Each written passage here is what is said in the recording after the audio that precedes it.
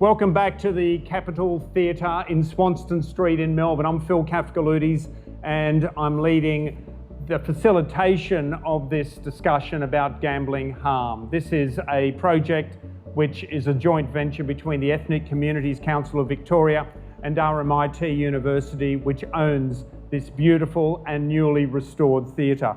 Well, we've been talking about what is gambling. We've been talking about who has gambled. Let's talk about the effects of gambling, because this, for me, is one of the most important things, that gambling does have tentacles that go much further than just the people who do the betting. So Tien Trong is a gambling counsellor and a project coordinator for the Vietnamese welfare, and has worked in prisons, works with women in prison. And so, Tien, you tell us about the women you work with in prison. We've heard about some other people who've worked with people in prison, but why did you find that there's a through line on why these women are in prison? Is it just their own gambling or wider?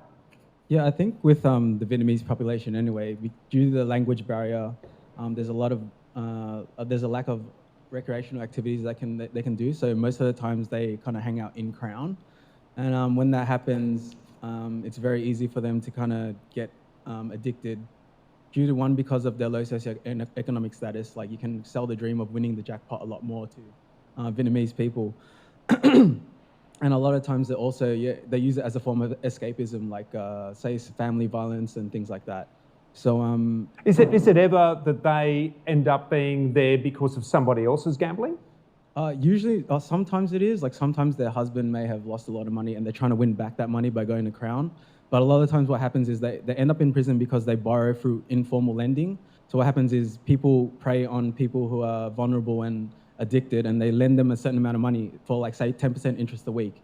And that's like pretty much impossible. Like, say you borrow $10,000, that's like $1,000 a week you're trying to pay off, which is nearly impossible from someone on Centrelink or something like that. So eventually that accumulates over a certain time, and it goes to like $60,000, $70,000.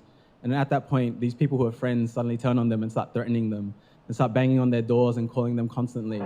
And it's like, and there's sometimes when they're linked to actual, like, the criminal underworld, where they can start like physical threats and like people calling up and like threatening to kill them and things like that.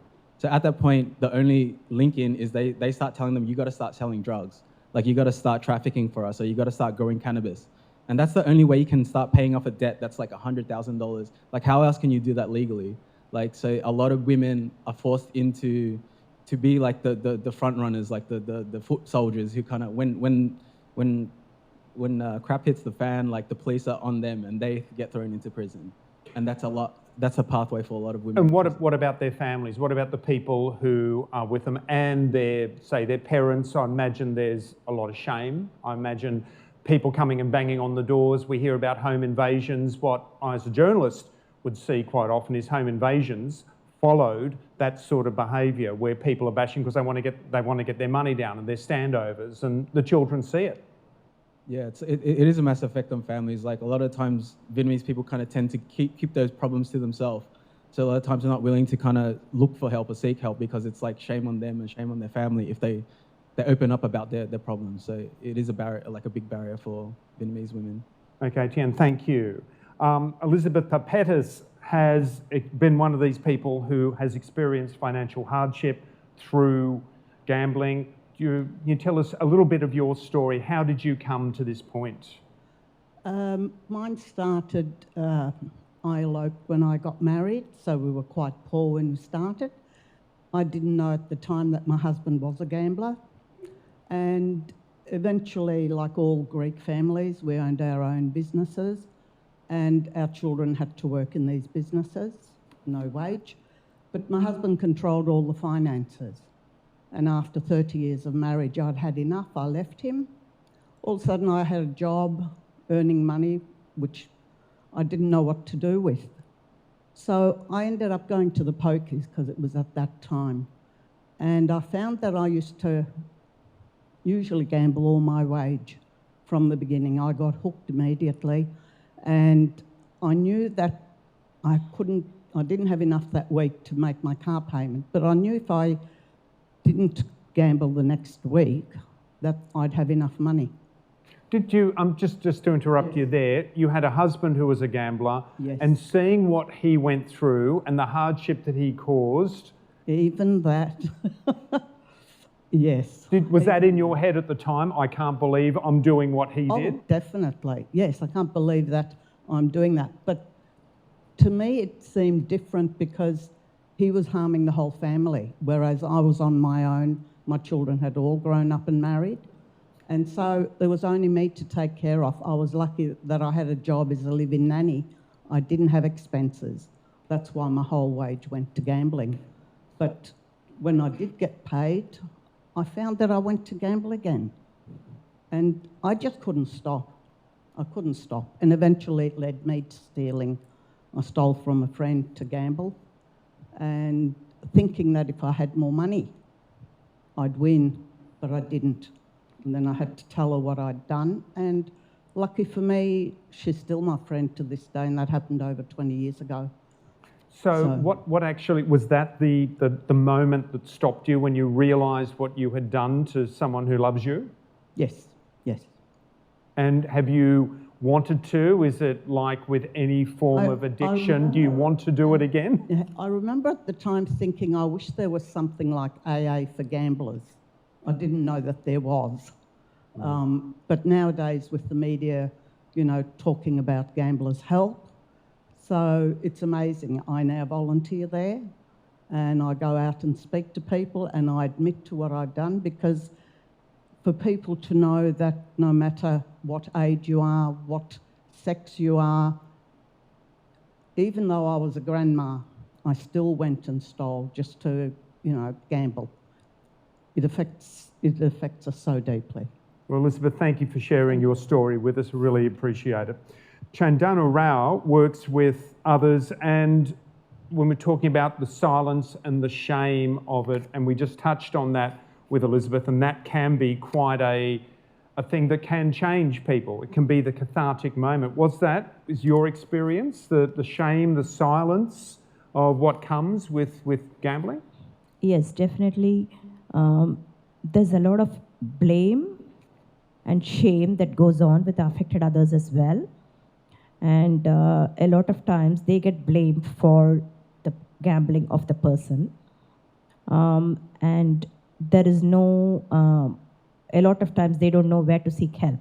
They go to seek help for the person who's gambling, because if they stop, everything will come to normal. That's the attitude that generally people have.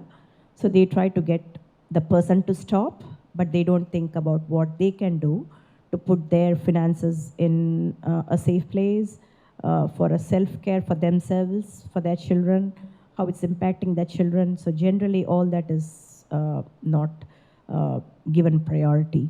So is that a good thing to be thinking about yourself in that situation? Because if you are thinking too much about the other person, you can put yourself into a position where you could lose all your stuff too. Yes. In general, if the person is not ready to seek help, you cannot make a person to stop. That's the reality of it. So beyond that, you can only put in, say, financial safety for you and for the whole family. So taking care of other stuff, especially children, they get impacted whether they are 2 years old or they've left the family home. Still, children are affected by the gambling of others. So looking at all those and not just trying to help the gambler would make a big difference to the overall situation. And that's something, and there is a lot of help out there for the affected others as well. A lot of people don't know that they can seek counselors as well, not just for the gambler, but people who are affected others as well. Well, as we just heard, thank you very much for that. As we just heard from Elizabeth too, that sometimes you're in a position where you don't know how to get out of it. And there can be mental health issues. It's not always about logic, is it? So our next speaker, Paul Fung, who has actually lived through some of those issues and the mental health issues. Can you tell us just a bit of your story? So I would have been probably about 7 or 8 years old when I started playing cards or mahjong for money. It was ingrained into my mind and our culture at a really young age. my parents did it, so I followed in their footsteps by playing cards and mahjong for money. And that into my teenage years, I started getting into the horses and things like that. When you started though, was it something you really wanted to do, or was it just you saw your parents do it as you said, and so you thought I'd better, or did you actually get something great out of it right from the start? It was the money aspect, because money equals success, and to get the attention of my parents, that's what I thought I'd use, because I didn't get enough of my parents' attention. So I thought, well, if I got enough of that, maybe they'll take notice of me.